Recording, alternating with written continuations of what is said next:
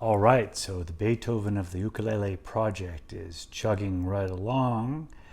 I've pretty much finished with the first movement, and now I'm preparing a version of it that includes standard notation plus the tablature and a complete set of fingerings for publication, so that's kind of exciting. And as I get closer to this first milestone, which is to perform the first movement, the entire first movement of the Pastoral Symphony, I've been a little reflective and been thinking about some of the fringe benefits that I've gotten by doing this project, by working on this project. And this has been a long time in the making so far, and it's going to continue for a long time after right now as well. So I started this project in February, middle of February of this year, of 2019, and it will be completed, at least the entire symphony will be completed and hopefully performed by December of 2020, which actually coincides with Beethoven's 250th birthday. So that's pretty exciting.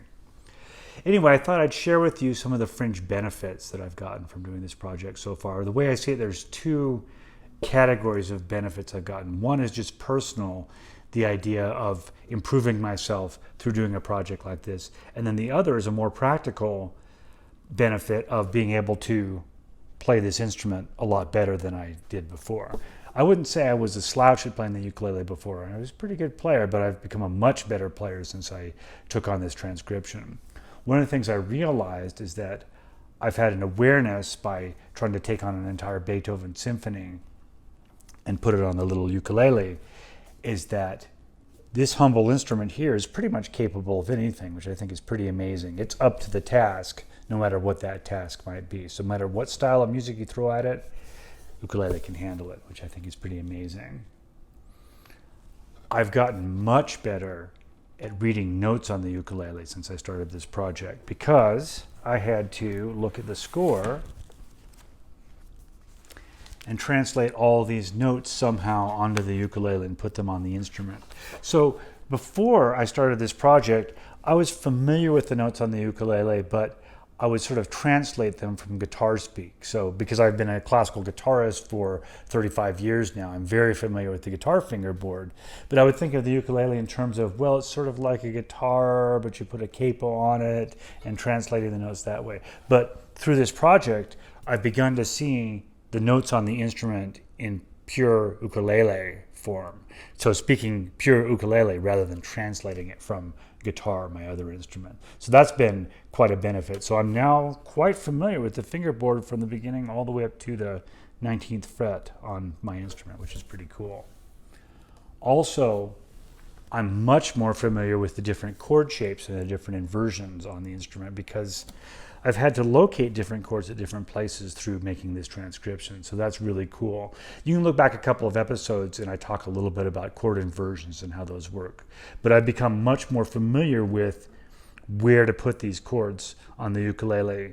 And a side benefit of that has been, before I would look at a lead sheet and I'd have to sort of do the computation in my head to create a chord melody arrangement. And now it's very fluid. So I can look at most charts with a lead sheet and I can create an arrangement right away, just because of the knowledge I've gained from doing this project. So that's really great as well.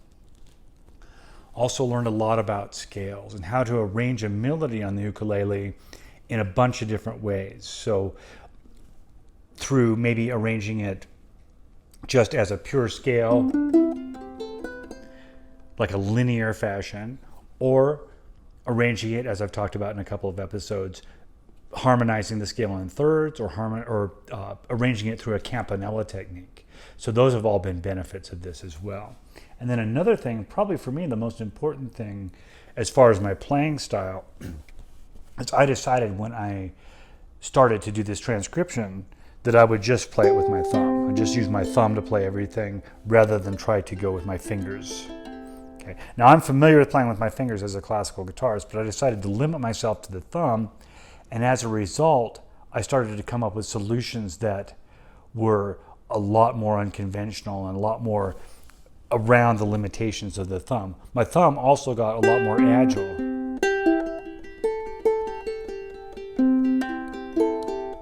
So I can play the thumb whether I'm bracing the fingers on the top of the uke or whether the thumb's like this, I can play any string at will. And so that's kind of an added bonus as well, is to play thumb style and be much more agile as that. There are lots of other benefits I've got out of this, and a lot of them are more personal, emotional, and psychological benefits, but I'll talk about those a little bit next week. In the meantime, if you aren't on my email list and you're not getting a page of this transcription, this Beethoven transcription every week, go ahead and sign up using the link down below in the video. And also I should mention that I'm available for lessons if you want to take lessons with me online via Zoom or Skype, or if you're in the Denver area and you'd like to take some lessons in person, go ahead and look at the information down there if you want some more information about that. All right, have a great week, everybody. Talk to you soon.